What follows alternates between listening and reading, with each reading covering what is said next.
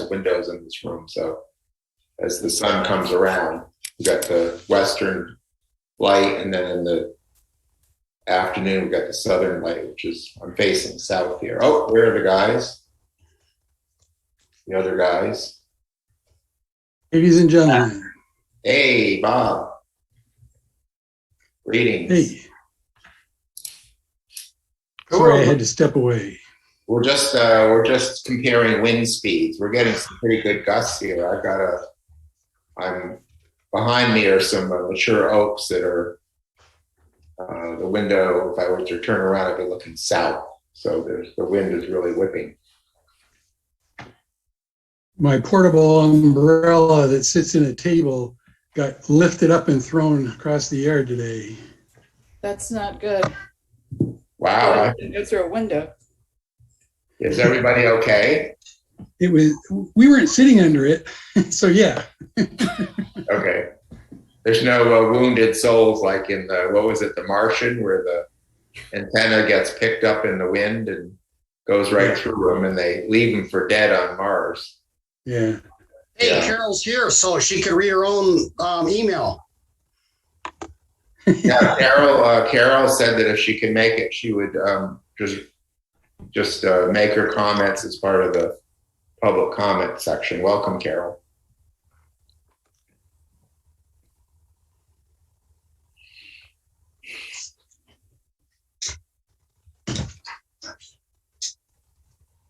Before the meeting gets started, and just to let you guys know, I won't be missing any regular meetings, but I'm going to be out of the country for the next 2.5 weeks, I think.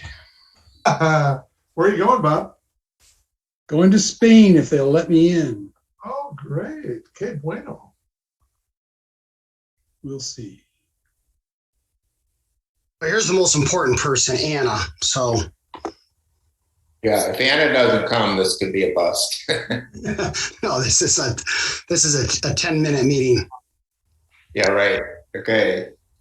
It would be nice to have James here too, I think. Yeah, unless he has, I don't see him yet. Oh, there's Anna. Mm-hmm. Hey, Carol, I see you joined the meeting. That's great. How are you? Hi. We'll see if I can get on there. Oh, shoot. Now I just lost it. Ah. We can hear you. We can hear you though, Carol. Okay. Well, that might be good enough. If I fool around with this too much, I'll probably lose you. That's how my... Oh, you're fine. A lot of people just stay as... Okay. It's okay. Okay. Welcome, Anna. Ready. So I've got 5:31, actually 5:32. So we're waiting on Chuck and Norm. So we could keep an eye out for them, Patrick, possibly, just in case I kind of get lost in. Alec as well. Alec's here. Oh. And here they are, just like Zoom magic. And Chuck, and James, and Norm.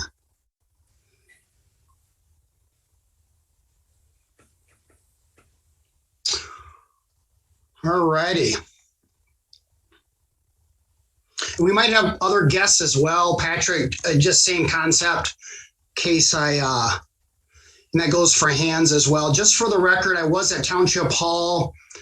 Laptop was not playing nice, so with my proximity, I did not want this to be delayed, so I just came back home. Will was there, and I tried to, in sign language, explain to him because he was on the phone, but so he'll call me if somebody shows up, and we'll improvise at that point. So we are following our Meetings Act. And these meetings do get recorded, and if you could... I haven't a chance to dig into my settings because I switched laptops, but please do not chat. All of that gets archived, but we don't prefer that. Even if you have the ability, just raise your hand if you want to participate. There will be a public comment section. So I think we have everybody.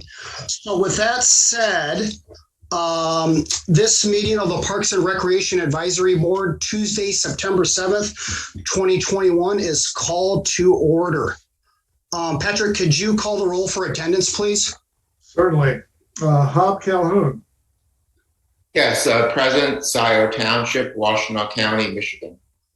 Chuck Billups, Present, Scio Township, Washtenaw, Michigan. Lisa Baker, Present, Scio Township, Washtenaw County, Michigan. Bob Hyde, Present, Scio Township, Washtenaw County, Michigan. Andy Turner, Present, Sal Township, Washtenaw County, Michigan. Norm Roller, Present, Washtenaw County, Michigan, Scio Township. Patrick McLaughlin is present, Scio Township, Washtenaw County. Alec Jerome. Present, Bayfield County, Wisconsin. Oh. And Rita Clinthorne. Present, Rita Clinthorne, Washtenaw County, Michigan.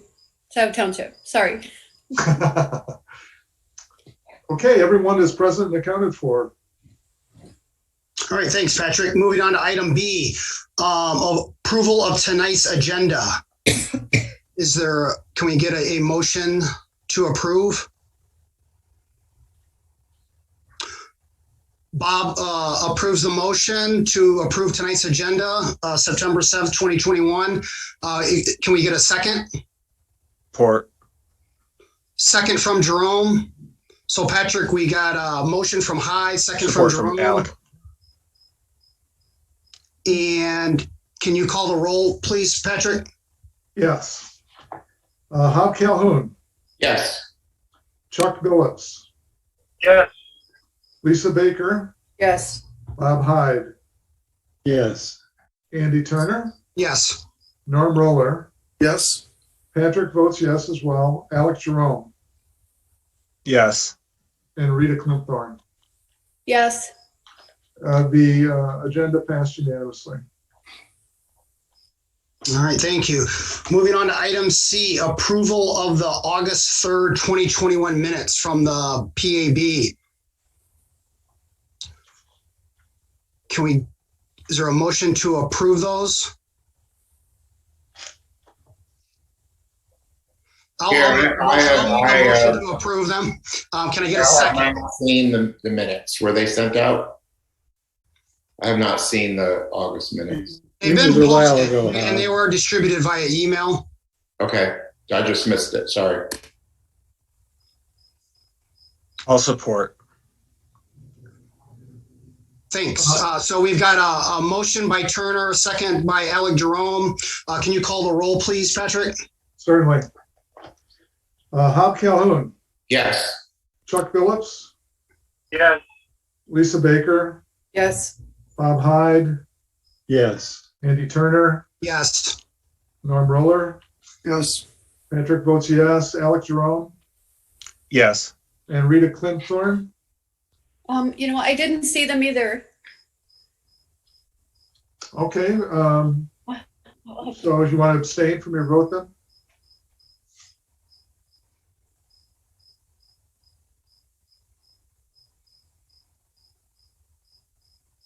Rita, do you want to Frozen. abstain from your vote, or? I don't hear her response, do you? Oh, I didn't see them, so I guess I'll just, I think abstaining would be appropriate.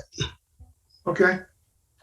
Then they were passed with the exception of Rita, who abstains. All right. Thanks, Patrick. All right. Moving on to item D. Is there anybody that would like to make a public comment? If you could raise your hand and we'll. I would, but I can't remember how to get can I put my face on there by hitting participants? Is that what I do?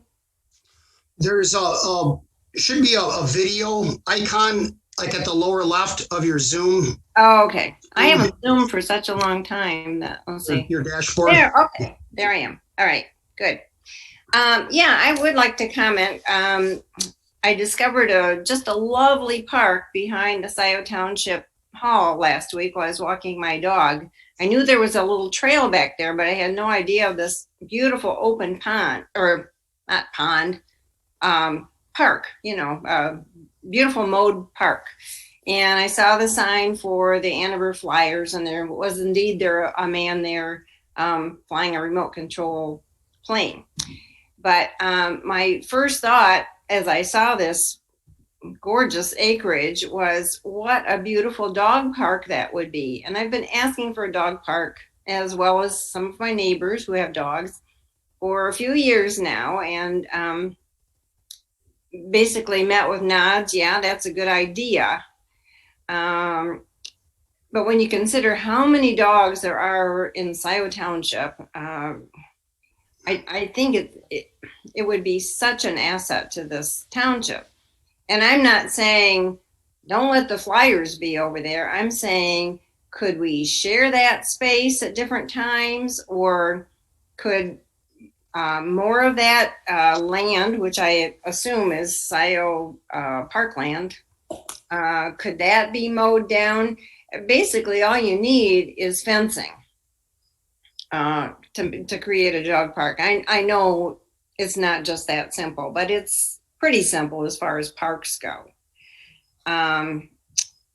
Usually it's divided between a small dog area and a larger dog area. Water's put there, doggy bags are put there, and the lawn does need to be mowed. But the few dog parks I've been to, people are very responsible about picking up after their dogs. And most of them need licenses, but you got your township hall right there to provide a dog license or whatever permits are needed to let your dog wander back there.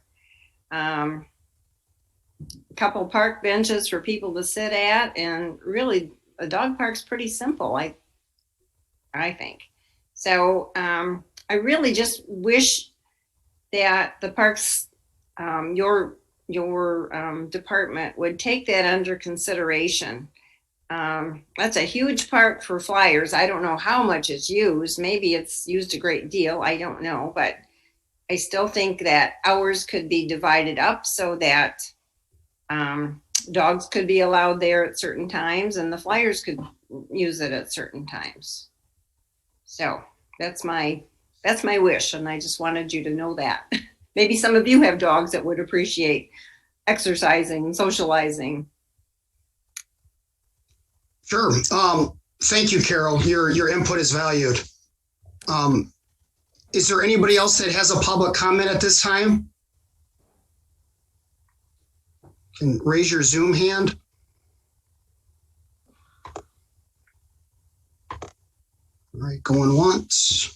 All righty, moving on to item E, liaison reports.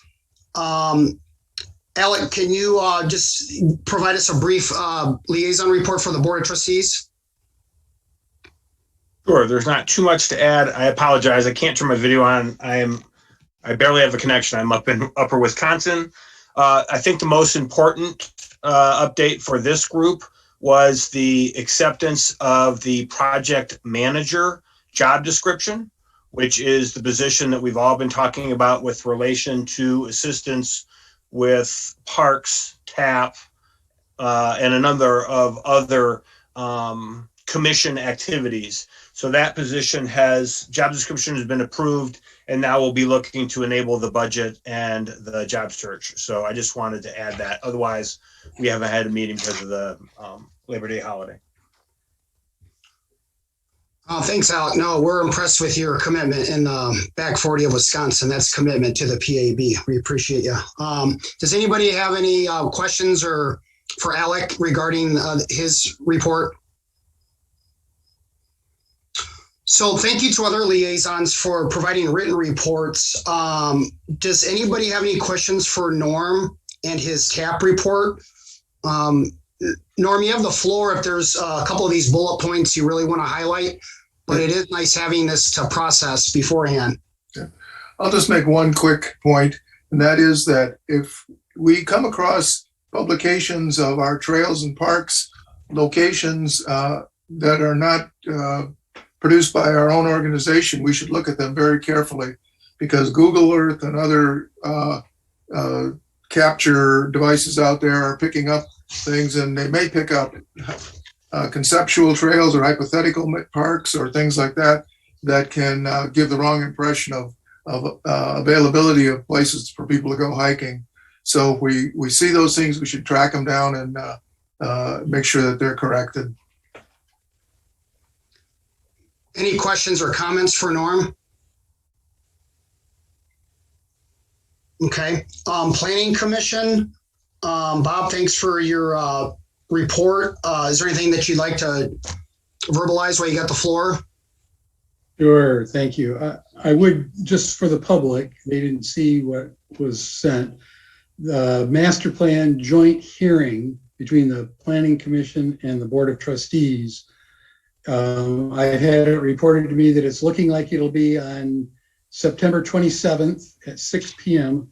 And the public responses are welcome right up until and during that meeting, that public hearing. So that's September 27th for anybody that's listening that would like to join in on that. The website will have the details for the Zoom link. Bob, are those comments private? I was curious if anybody had made any mentions of parks, or if they were satisfied with the mention, or Right now, of parks within the master plan. I know there's green space mention, or if I don't want to put you on the spot, but I was just wondering if there was any commentary about parks and preserves in regards to the master plan. well, yes, there's been some discussion, but it really hasn't been in detail yet. I haven't seen the public's comments yet. It's being compiled by our planner and their agency. So right now, it's not known to me what all the public comments are, although Norm alluded to some of the comments that have been fed back, and that was that, Google Earth has picked up and put in some of the pathways that are unfortunate. So we will all be learning about it at that meeting. Great, thanks, Bob. Is there anybody else that has any questions or comments for Bob regarding his report? Okay, and then Hob, tremendous detail, Hob. Looks like there's some exciting things going on. Is there anything that you want to capsulize just verbally real quick? You're muted. Sorry. I'm reporting for the Land Preservation Commission, and I think it's very exciting to report that the township and the owners of two different properties have signed purchase and sales agreements. One of them is a 93-acre property consisting of farm fields, wetlands, and mature woods. It's on the north side of Park Road between West Scio Preserve and Stabler Road. The second property is a large farm. It's about 110 acres. And we've also successfully executed a purchase and sales agreement between the owners of that farm, which is an estate, the estate of Harold Renz, and the township. And we're in the process of putting together the money to protect the farm, which I just mentioned, and we need $3 million to do that. This farm is on Wagner Road on the west side of Wagner, south of West Liberty Road. It's a farm that we all know, across from the schools, and it's obviously a very important farm for us to be able to preserve. We've raised a little over $1.7 million already towards a total price tag to protect the farm of $3 million. That's my report. When I say we, I mean the township. Yeah. The LPP does not raise money. We simply work towards making recommendations to the Board of Trustees. And the Board of Trustees, in both cases, has agreed that the 93-acre 3 parcels on the north side of Park Road, and then the farm that runs along Wagner Road between Scio Church Road and West Liberty, are really important parcels of land for us to preserve permanently for the citizens of and the residents of Scio Township. Great, thanks, Hob. Does anybody have any questions or comments for Hob about the LPC?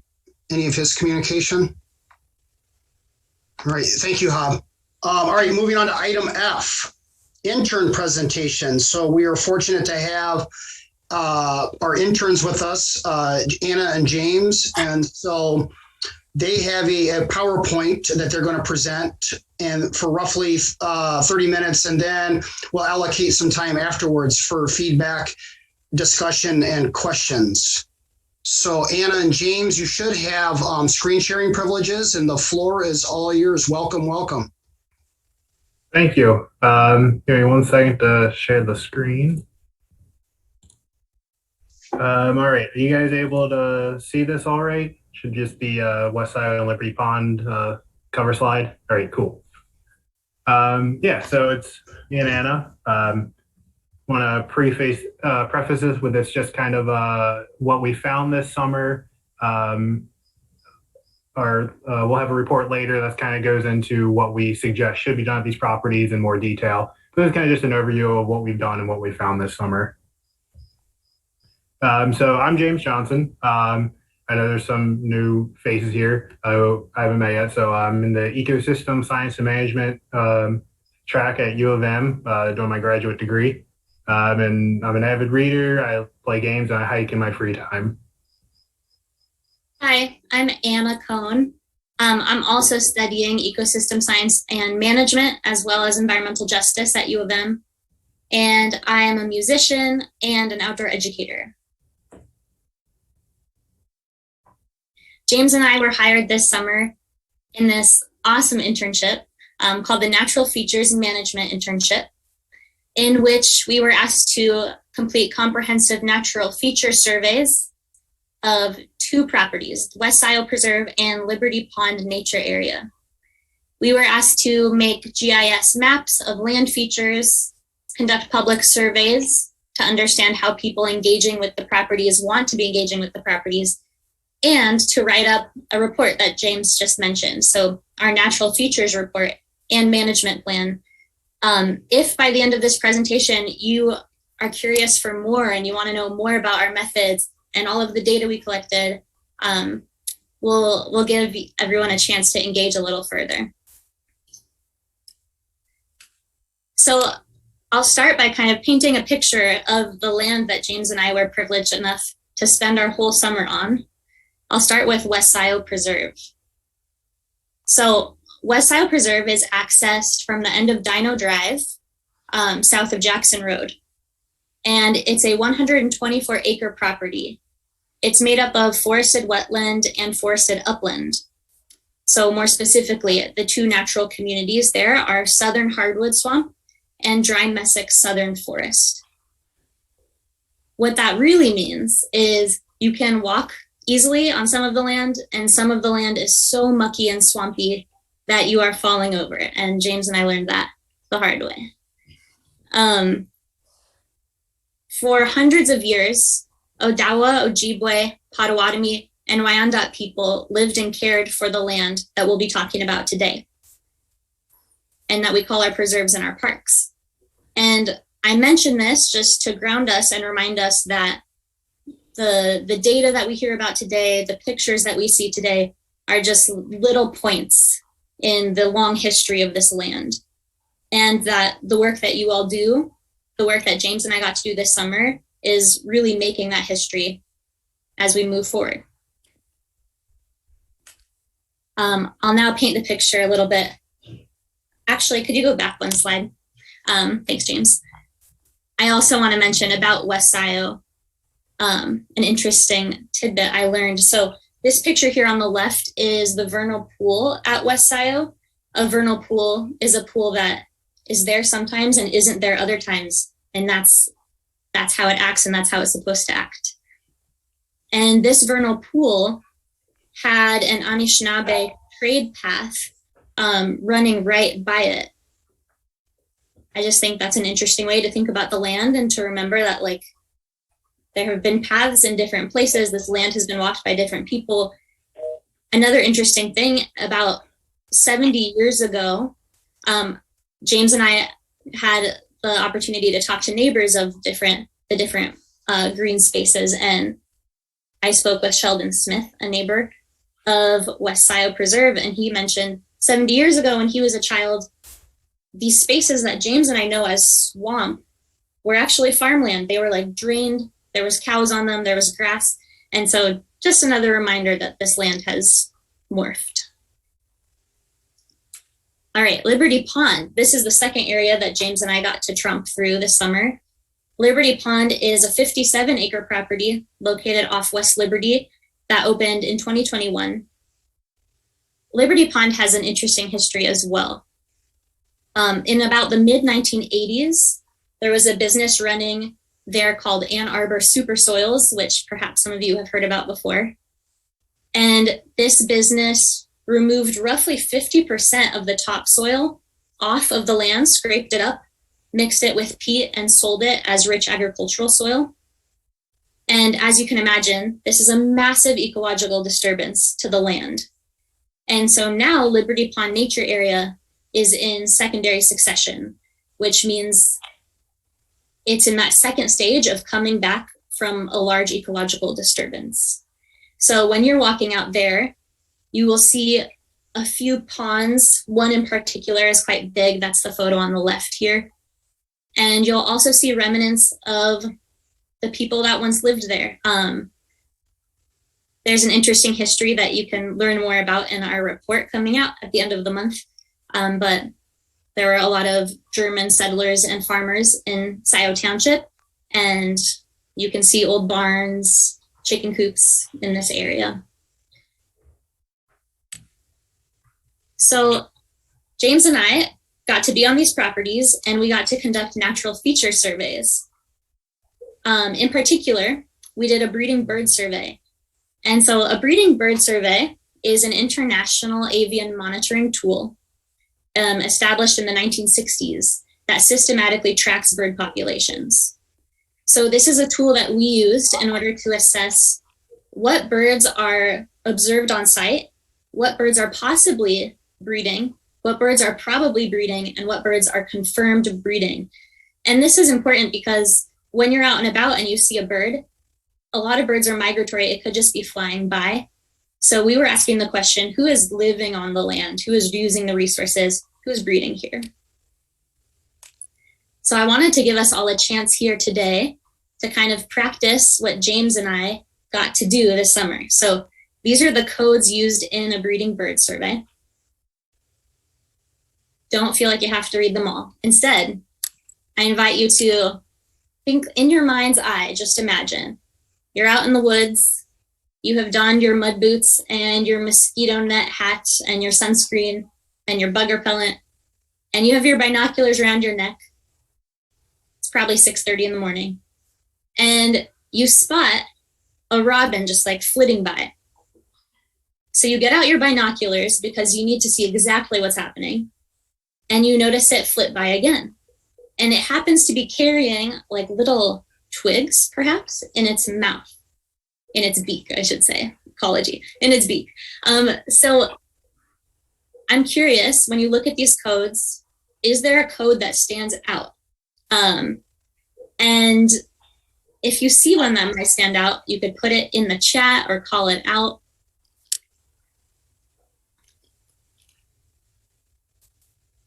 Nice. Yes, nest building, NB. So this is an example of nest building. So James and I would have noticed that and put that down in our Excel spreadsheet. And when you see that a bird is building a nest, that is a confirmed case of breeding. And that's what you want. We wanted to get as many of these birds to confirmed by really observing and noticing their behaviors.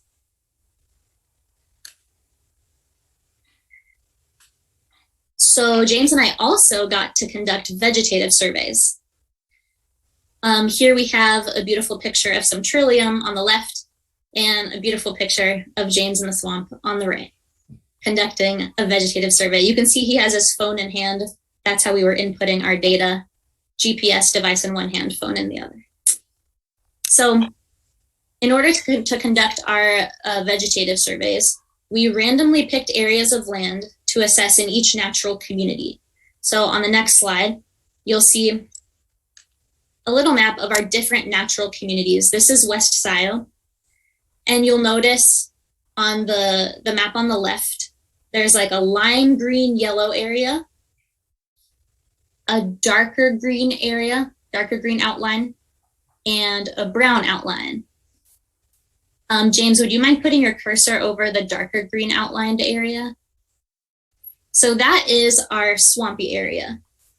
And then over that lime green area, this is our upland area, easier to walk through. And then the brown areas are the farmland. And so James and I would randomly select squares in these areas. And you can see on the right now, a zoom in to one of these red squares. Within the big red square, James and I were taking track, marking down every single tree that we saw, as well as measuring them, deciding, tracking down all their data. Then in the blue squares, James and I were looking at the shrubs. And then in the green squares, James and I were looking at the herbaceous layer. And this is an ecological method of assessing your landscape and figuring out who is there. On the next slide, I'll show you the same for Liberty Pond. So you can see once again, those squares in the map of Liberty Pond. And Liberty Pond had much less of a shrub layer just because of the succession that it's in. It's just coming back from that ecological disturbance. And so we were looking mainly at herbaceous plants in Liberty Pond. You'll notice the ponds in that image on the left, those kind of bluer blobs. And around the ponds, we used another surveying method called a transect so that we could really assess what plants grow around those ponds. And James will mention a little later about that. So. Yeah, so I'll talk a little bit about what we found out there. So at the Breeding Bird Survey, we found 67 different species at the two sites. So just to give kind of some context behind that, statewide, there's 237 species that have been known to breed. And in the Ann Arbor parks, they found 101 species breeding. So in these two pretty small locations, we had a good deal of species. At West Side specifically, we had 56 species, and we were able to confirm 21 of those as breeding and 14 as probable. Probable is just one step below confirm, and it's kind of just like we weren't able to say for sure they're breeding, but they're showing a lot of signs that they're probably going to, such as like aggressive behavior, like territorial behavior or kind of mating displays, but they didn't show that next step of actually breeding there. Well, Liberty Pond, we saw 50 species and 24 we were able to confirm and 7 were probable there. So at both locations, over half the species we saw fell into the top 2 categories, which is really good. It's a good finding. 1, 2 minutes. Okay. So here's some of the common birds we saw. A lot of these you can probably see, you walk outside your front door, you'll see them at some point. The blue jay, the robin, the song sparrow, the cardinal. Really iconic birds you'll see just about anywhere. The red-winged blackbird, we saw a ton of them at Liberty Pond, nesting anywhere they can, just about there. You walk 10 feet, you're going to find another nest, and you're going to have another red-winged blackbird yelling at you to get away because you're too close to their nest. In the eastern wood pewee, we heard a lot out there as well, especially in West Scio. So some of the unique birds we saw out there, the barn swallow, not necessarily a rare bird, but just kind of really cool at Liberty Pond. By the barn area, they have 20 to 30 nests all in this one area. So you just see these barn swallows flying in and out every day, going out. You can see them flying around catching insects as well all over Liberty Pond's property. Great blue heron, really cool bird to see. Then you have the red-headed woodpecker. In Michigan, it's actually listed as a species of concern, of special concern. So this doesn't necessarily give it any extra protections or anything yet, but what it's saying is the species red-headed instead of red belly. Oh, red-headed. I'm sorry, I misspoke. Gives it some extra. So it's not saying it gives it any extra protection or anything yet. What it's saying is it's been on the decline recently, and if it keeps going the way it is, it's probably going to become threatened in the future. So just keep an eye on its populations, kind of. The pileated woodpecker is just really cool because the largest woodpecker we have here. This picture doesn't give a good idea of its size, but it's really cool just to see flying around and also pecking on the trees as well. Saw those at West Scio. Sandhill crane, there in the bottom left, is the largest bird in Michigan. Saw them and heard them a couple of times at Liberty Pond. Their diet consists partially of lizards and kind of small reptiles, so they're probably why they're there at Liberty Pond catching some food. The trumpeter swan in Michigan is listed as threatened. We didn't see it on the ground at any of the properties, but at Liberty Pond, it was circling overhead for a bit. Seemed to be checking out the area, checking out the ponds. So possibly in the future could be seen there more. The eastern meadowlark, just a really cool bird to see because it prefers to nest on the ground in some high grass, so it's not easy to find all the time. Same with the brown creeper. You're more likely to hear a brown creeper than see one. We actually got lucky and saw one or two of them at West Scio, so that was really cool. And then, so nesting. These are actually pictures we took. All these are at Liberty Pond. It was just easier to find the nests because they're closer to the ground there. But starting on the left there, you have red-winged blackbird nest. Next to that, you have a killdeer nest. They make nest out of pebbles. And they do this interesting thing where if a predator or a human gets close to their nest, they'll kind of hobble away and act like their wings are broken. It's kind of just to pull the predator away from their nest so they can save their eggs. So when we were walking around, we saw that one of them doing that, so we knew we had to be close to a nest, and we're like, okay, we gotta go find this just to get a picture of it because it's really cool. So that's where that is. Again, next to that's another red-winged blackbird nest, and then the one with the fledglings in it, that was a red-winged blackbird nest we came back to about a week later, and they had hatched. So that was really cool seeing those. Then you have a yellow warbler nest, and in the top right is a cardinal's nest. And we actually came back a week or so later after we saw that one originally. And one of the eggs had hatched, and the other two hadn't. But the bird that hatched out of it did not look like a cardinal fledgling. It looked like a brown-headed cowbird fledgling. So brown-headed cowbirds are actually parasitic birds in that they'll lay their eggs in other birds' nests. And so when we saw that, we were able to know that brown-headed cowbirds are breeding at Westside or at Liberty Pond as well. So that was really cool to see.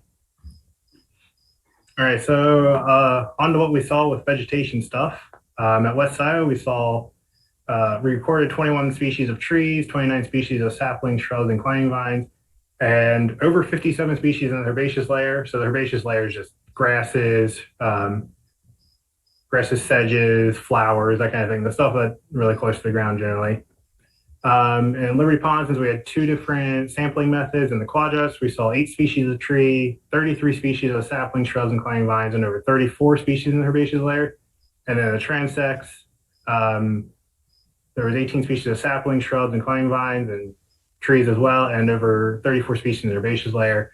And that's Anna in that picture right there, standing in the swamp when we were doing some vegetation sampling. If you can't tell, the water is only a couple inches from going over our boots. We got to experience some wet socks a couple of times out there from that. So those were fun days. So there's a lot of numbers thrown at you. Just going to direct you to the 4 red squares. So when you have all these plants, you see all these plants, it can kind of get hard to quantify what it actually means. So a floristic quality assessment tries to do that. There are some drawbacks to it, but I won't get too much into it today. I won't get too technical. But what it does, it gives every plant a number from 0 to 10.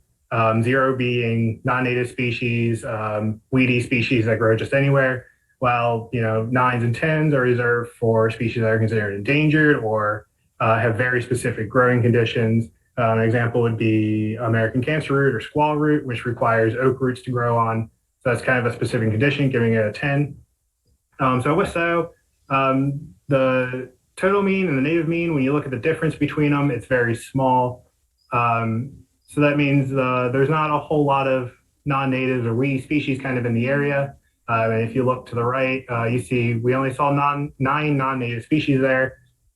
And then the FQI kind of gives an idea of the quality of habitat. So at 30 is considered high quality habitat. So West Scio is a pretty good place.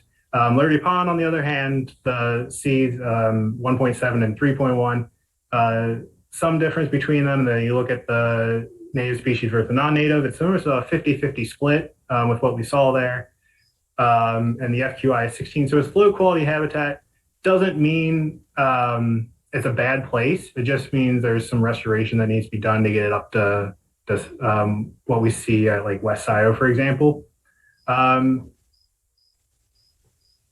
And then, so here's some of the invasive species that are out there at West Scio, particularly the common buckthorn, the multiflora rose, and the garlic mustard are all probably the most prevalent ones there.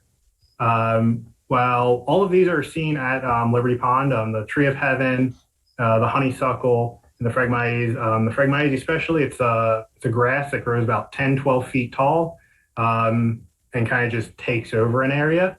So especially around the ponds and the kind of marshy area there, you just have these thick stands of Phragmites growing. But we did see some pretty cool plants out there. So the cardinal flower is at West Scio. If you're walking down the path,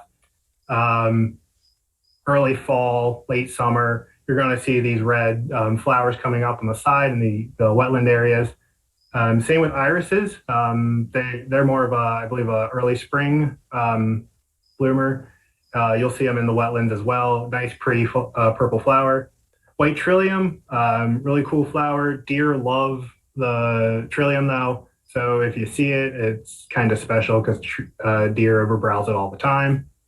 The rough horsetail, saw it at both locations. It grows maybe a foot or so off the ground, but it kind of looks like little bamboo sticks. Really cool to see. The Allegheny monkey flower is just a cool wetland species that was at Liberty Pond. It's also just a cool name, I think. Skunk cabbage, so that's what it looks like late winter, early spring. That's its flower. Smells like a skunk if it gets broken, but then in the summer, it'll grow these 2-3 foot wide, 3 foot long leaves that just kind of cover the area. Really cool plant. And then on the far right, we got the American cancer root and the swamp dodder. Both of them are actually parasitic plants. The cancer root lives off of oak roots, and then the swamp dodder relies on nettles to grow. So both of them don't have chlorophyll, so they need nutrients from other plants. I'll pass this back over to Anna. So yeah, James just gave you a little snapshot into all of the very cool things we got to observe this summer. And we just have like Excel spreadsheets upon Excel spreadsheets of data. From this data, we were asked to create a management plan. And so I'll share with you a few ideas about West Scio. James will share with you about Liberty Pond. And then once again, if you're interested in learning more about the management plan and this data, maybe express some interest to Hob and Rita. And we'd love to speak with you more in depth later on this month, perhaps. So West Scio, here we have a map of West Scio, and you can see once again the different habitat types that we talked about earlier. James's cursor is on that swampy area, and then he can maybe go over to the upland again. Yes, so we have different natural communities, and different natural communities should be treated differently when it comes to land management, especially since they have different issues going on. So in that wet area, the darker area in the map with the dark green outline, we're curious about hydrology, water quality, runoff from Jackson Road and proposed development, and just making sure that it's a healthy wetland, because we all know wetlands are very important and dwindling and diminishing. And it's wonderful that we have such a big wetland there at West Scio. And then the uplands, we are interested in, for the upland's sake and just the sake of the rest of the preserve, invasive and introduced species management. So James mentioned garlic mustard, buckthorn, and multiflora rose. Those are all present in West Scio Preserve, and we find it to be of particular interest because West Scio Preserve had such a high score, FQI. So we know that there's a lot of native plants there, and it's a wonderful habitat, and people go there just specifically to see birds that they really can't see anywhere else. It's a beautiful spot, and we want to keep it that way. And so invasive species management is important to tackle now. We also recommend a regular breeding bird survey every 5 to 10 years, just because, as I spoke about earlier, this data is just one point in the long history of this land. And if we keep doing these breeding bird surveys and these vegetative surveys, then we can start to see the story of the land and what's truly happening, what happened in the past, what might be happening in the future. Oh, one more point about the invasive introduced species management I meant to say. A lot of that would look like physical extraction of the plants. It could also look like, in that upland area at West Scio, some controlled burns. We know that in the upland area, this natural community in Michigan responds very well to controlled burns, historically and today. And we think that could be a healthy way to manage that landscape and to prevent the invasives from entering into the wetland and taking over the area. And Liberty Pond, we're thinking the same thing with the breeding bird surveys every 5 to 10 years, possibly doing it in conjunction with West Scio. It just kind of helps keep an eye on how the bird populations are doing out there and if there's been some sudden change or whatever. Same with periodic vegetation surveys, especially if any restoration happens in the areas. It's very helpful at knowing if you're staying on track with what you're trying to do, and then also knowing if there's any kind of like sudden increase in species that you weren't expecting. It just kind of keeps an eye on that. So at Liberty Pond, we're looking into prairie restoration. Most prairies in the state have disappeared due to lack of use of fire prevention. Prairies rely on that to stay open, to keep the bushes out over time. So this would look at the form of like doing some planting to bring some more native species in, controlled burns and invasive species removal. And I want to mention, I know on that one slide, you saw like half the species that we found there were non-native. Not every non-native is considered an invasive species. So something like an apple tree, yes, it's a non-native species, but it's not invasive. So it's not necessarily something that needs to be dealt with in the area. We're also suggesting pond sampling. There's really little known about the ponds there, what kind of like lives in there, what kind of vegetation is in it as well, if any, and also kind of just the health of the pond. Is there a bunch of chemicals in there or anything like that? And then possibly using citizen science at Liberty Pond and West Scio just in the future, just kind of get the public involved in these areas, get them involved in knowing what's there as well.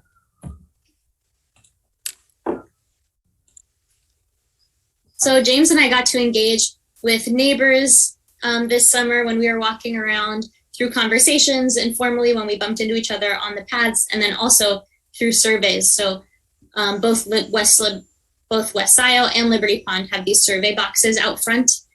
And we got about 21 survey responses, and we're hoping to learn more as people visit the preserves and the parks and get to fill out those surveys. We learned a lot of things. We learned that a lot of people come to bird and to hike. We learned that most people engaging with the parks, it's their first time there and they found it by just passing by. So there's a lot of valuable data there in terms of engagement with parks in Scio Township. We also spoke to children who think of these lands as like their space, their spot where they go with their friends, people who found this coordinate for this one bird through eBird and made this like real trek and journey out to a spot they'd never been before because there's this rare bird. So these are special spots, and the folks engaging with them seem to feel like that.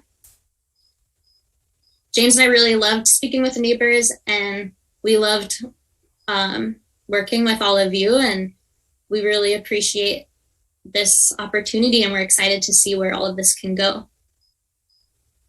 And we'd love to answer any questions.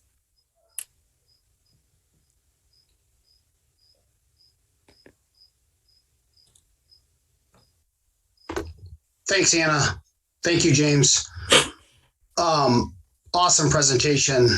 Very informative. Does anybody have any questions? I do have a question, Anna. I guess this is for Anna. You mentioned a way for future engagement in terms of the management plan. What was your idea there? Yes, my idea for that is if folks would like to learn more about the data and the management plan, maybe they could express interest to you and Rita. I'll also add, if people are interested in the management plan and enacting that management plan, perhaps like a management subcommittee could be great to make sure that action is taken and these lands are taken care of. Bob? Yeah. Oh, great presentation, guys. I really enjoyed that. One thing I wanted to ask was, do we have plans, and I hope that we do, to post this on the website so that the public can see it? I think they'd be really impressed also. Are you talking about the presentation or the report later on that we're going to be producing? The presentation tonight, the report, of course, would become a public document, and I guess I wasn't really asking you two that question. It was probably directed more towards Andy and what our plans are to make this public. I'm comfortable. I mean, it's, really it's their property, so to speak. So I'm comfortable. I think it would provide value, but sometimes there's things that are maybe proprietary or sensitive that we don't necessarily want for public consumption. That just kind of goes with preserves, but we can certainly discuss it as we progress. And I can, if you want the copy of this, we can send it to you so it can be uploaded wherever. I don't think me or Anna have a problem with this being shared. Yeah, in fact, like the brochures and stuff, the West Scio walk, some of that material is already on the kiosk, and it just really makes for increasing engagement for our visitors. And so some of the West Scio, like vegetation and birds and things that were produced for the walk in August were placed up on the kiosk. And whenever I've been over there and there's been visitors, they sit there or stand there and stare at it. I mean, it's very engaging. So very well done from a graphic design perspective. And then, probably special mention to Hob and Rita and Norm in particular for mentoring these guys. I don't think that should go without notice. I know other people may have played a role, but those three really stepped up and mentored these two. And that's really what makes the process really work well with interns. So good job to them. Andy, can I say something? Of course. I don't see how to put my hand up. I'm sorry. So put my hand up. I just want to compliment our interns. I think they did a very thorough job, and they were just a delight to work with this summer. I learned a lot, and I just really enjoyed working with them. I know the report is going to be finishing up by the end of the month or something like that, and we'll figure out some, parts of it will probably be available online somehow. But I just think you did a great job, and I'm looking forward to seeing that report, of course, when it's finished.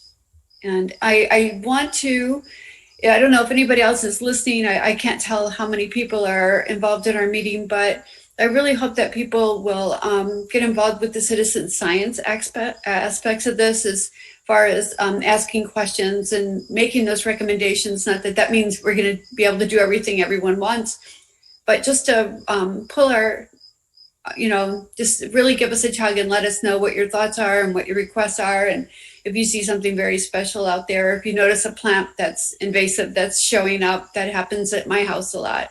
So anyway, that's all I'll say for now. But thank you. Very good.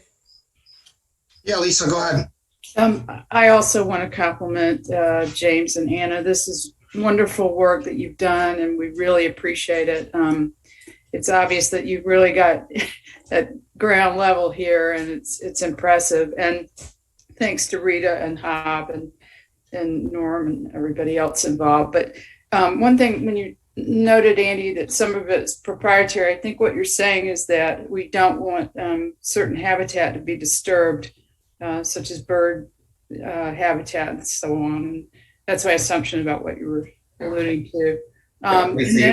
Lisa, you make a good point, and the management plan and the report will be made public. Right. But as Andy, you said, there may be some sensitive habitat issues that will be treated differently. So yeah, so there will be a full management report. It will be public. People can peruse it and study it. Go ahead, Lisa. Sorry. Oh, just one quick question, and I don't know, Anna or James, if this is something that I don't even know that time would allow, but if you have examples within the state of Michigan of restoration projects that have any kind of similarity between, what we're trying to do or potentially trying to do, to give us examples of those as we go forward. But I understand you've already done a lot of work. The semester started, so I'm appreciative of all that. But thank you again. Really great work. And Lisa, if you're curious, actually at the Nicholas Art, I think it's the Nicholas Arboretum, the one right next to University of Michigan. I mentioned prairie restoration. They're doing a prairie / oak savanna kind of restoration there. I think there's some information online. So if you're just curious how that kind of thing progresses, you can always go onto their website. I think they have some information about it. Thank you, James. That's great.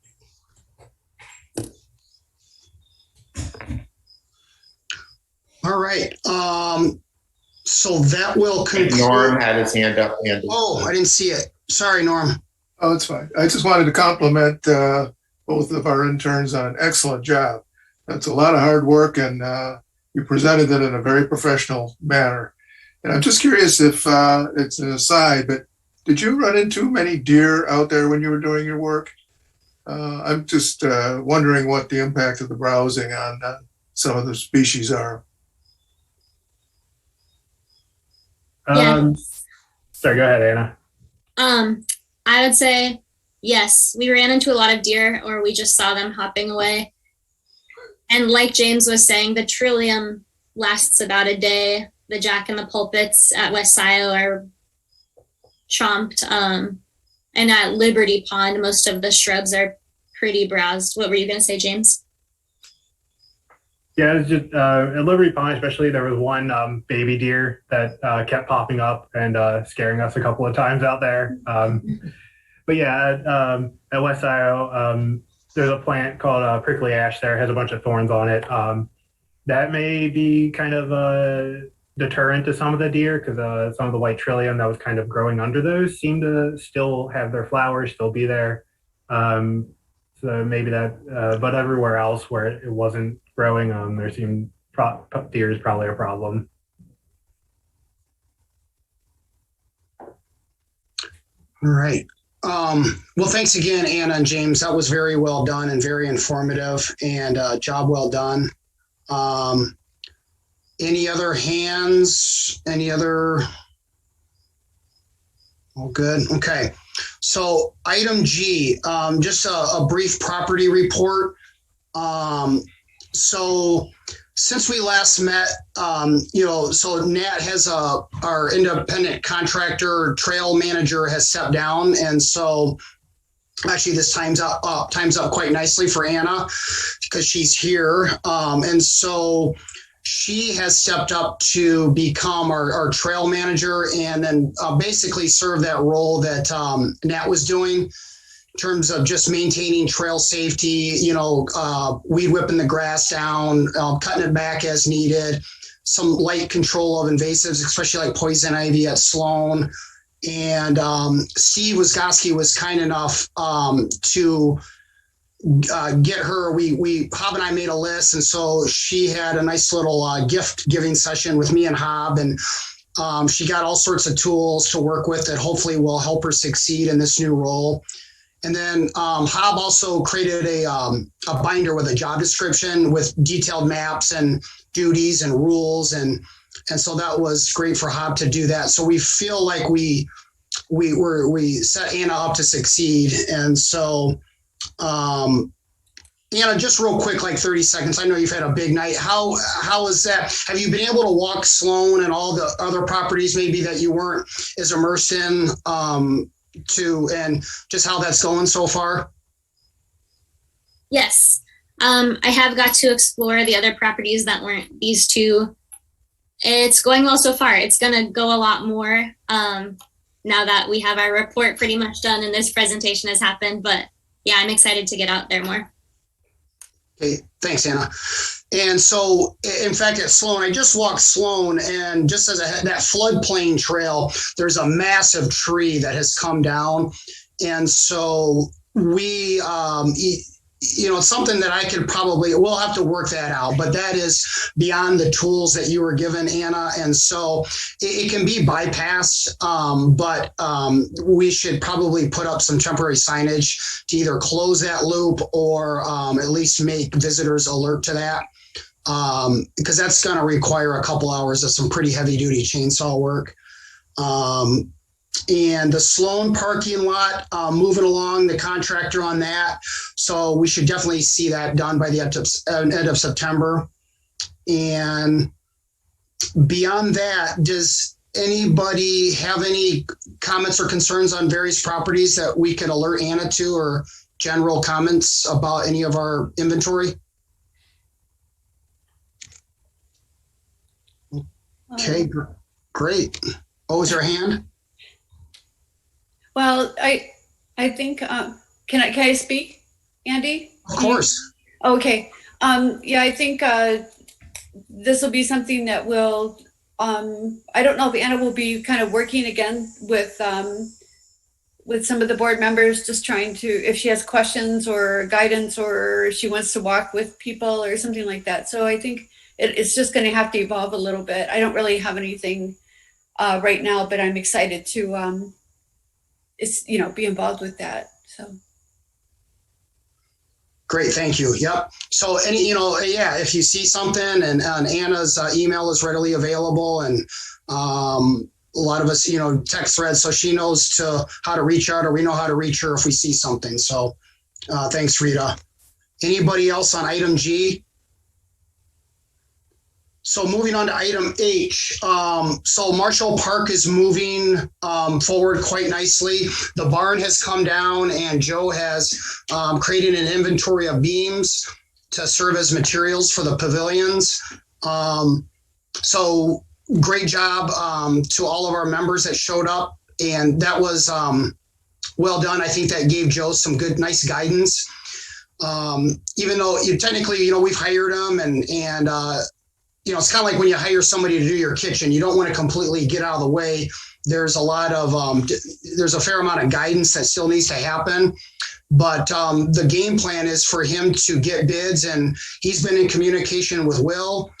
We can continue to fine tune the plan, but we want to get this plan, the final plan and bids, in front of the Board of Trustees in September.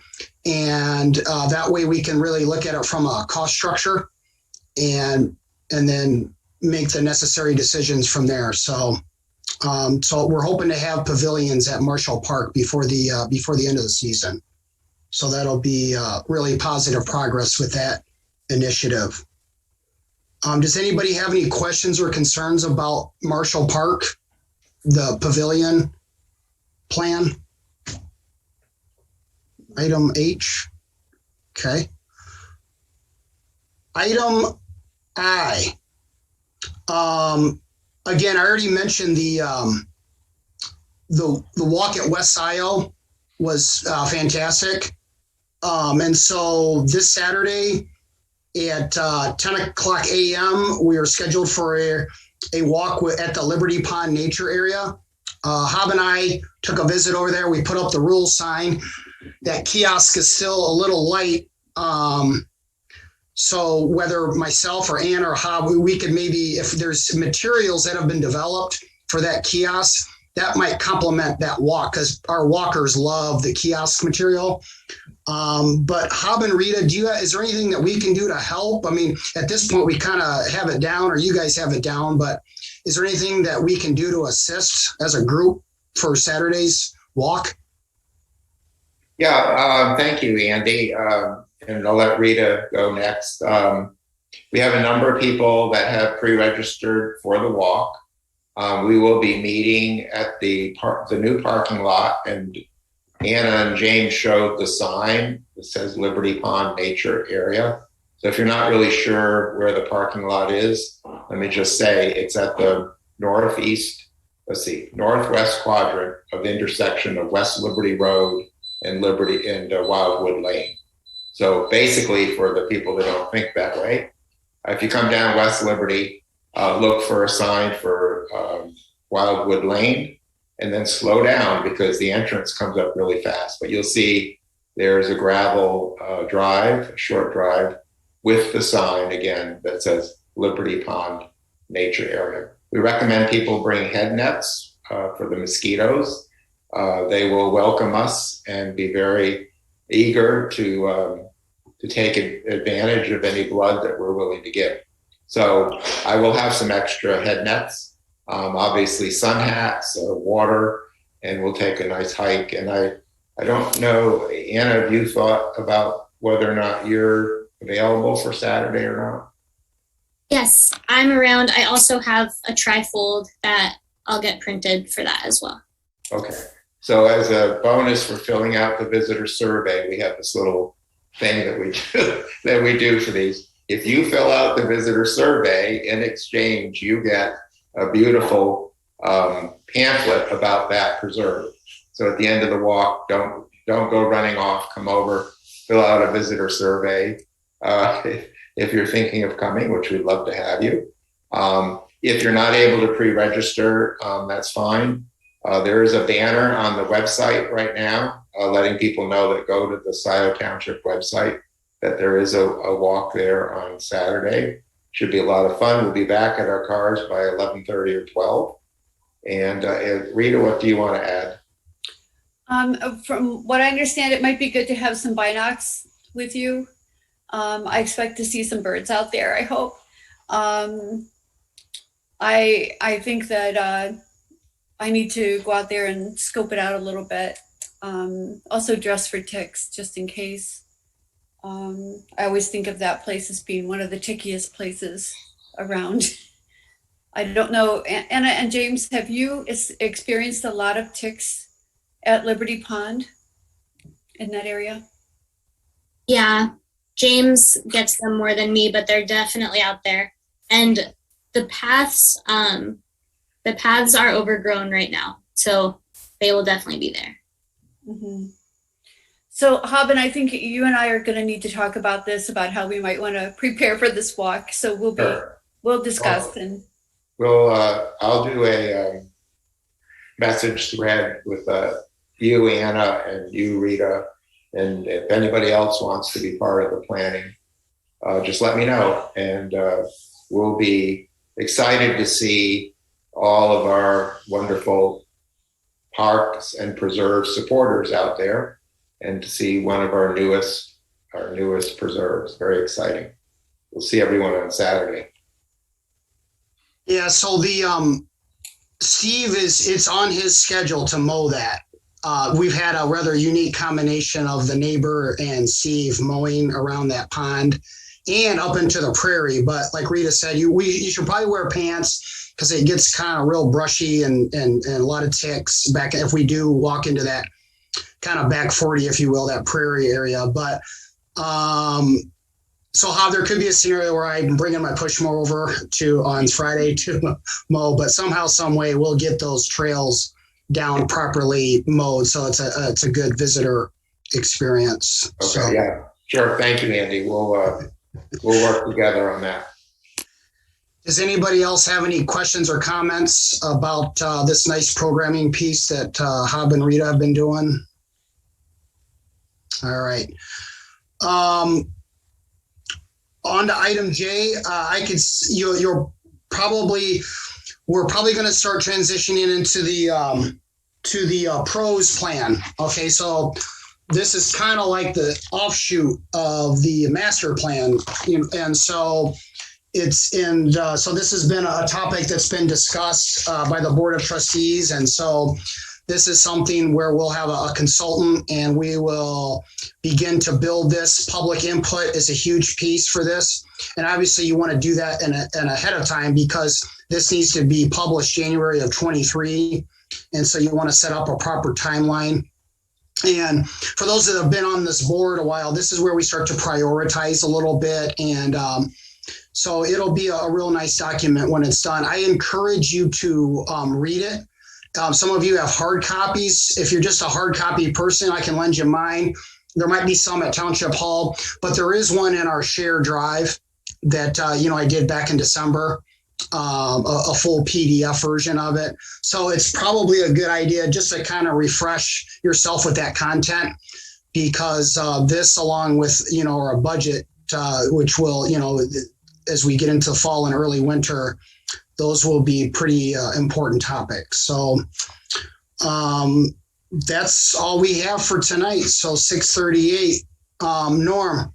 One quick question, or not question, comment on this pros plan is the TAP people are looking at making their pathways information a living document. So whenever anything is discussed or decided, they put that modification right into the report. So it's not, everything doesn't wait till the last minute and then get updated, but it's a rolling update as they discuss things and move forward. And it's just something we might consider too. Right. Yeah, it's going to be a unique challenge from the previous time that this board did that, working with another group. But we'll work through it, and that's why we have a consultant involved as well. And so, but thank you, Norm. Yeah, it's we're going to have to create some synergy between. This is going to be the real first time that we've had to really create some synergy between the PAB and TAP to work together towards a common document. So. Thanks, Norm. Anybody else? And obviously you can always email items for October and then we'll have plenty of communication. All right. Thanks again to Anna and James. Anna, go ahead, Anna. Do you mind? I just would be remiss if I didn't publicly out loud thank Norm, Hobb, and Rita for how much they mentored James and I this summer and just shared everything they know and shared time out in the field and shared snacks. And it was really fun and we learned so much. So thank you. Yeah, and then on that, thank you, Anna. And then just, I mentioned that, and, that's an unfortunate development, but. We can't let Anna get away with that. So right. I'm going to have to say something here, Andy. I'm sorry. Yeah, hold on. I want to compliment Anna and James.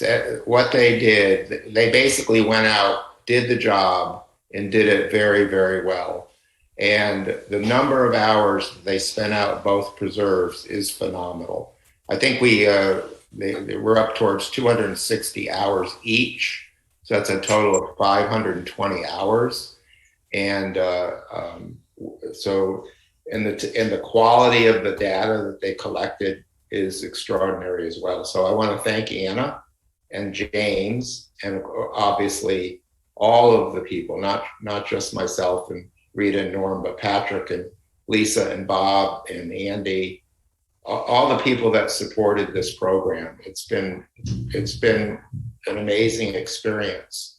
And the report that will, in Norm, and the report that will come up by the end of the month, I think people are going to be, if you thought this presentation was impressive, wait till you see this report. It's going to have a lot of land use history, maps, all kinds of things that some different things for different people, right? Some people will love the land use and the people stories, and some people are going to love the birds like me, and other people will love the trees. So this has been a great experience. And obviously this is one way that this board can move forward with this program. And I anticipate we'll be doing this again next year, doing interviews. So I invite the volunteers that helped us this year find and go through all of the different applications and come up with the best people,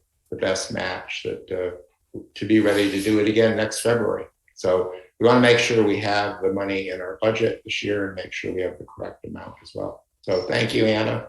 Thank you, James. And thank you everyone else that supported the program. All right, thanks, Hob. And then I'd be remiss, just, a quick shout out to Nat for, without that trailing at West Isle. Now, they could have traversed that property without those trails, but I'm sure that the accessibility and the trailing helped their cause. And so I'd be remiss if I at least didn't give him a little shout out for making West Isle a little bit more accessible than from what it was 2 or 3 years ago. So off to item K, just motion to adjourn. Everybody in favor say aye. Aye. All right. And thanks to everyone, and we'll see you at the next meeting. Thank you all. Thanks. Bye, everybody. Thanks, everybody. Thanks, Bye-bye. Anna. Thanks, James. Take care. All right. 3, 2, 1.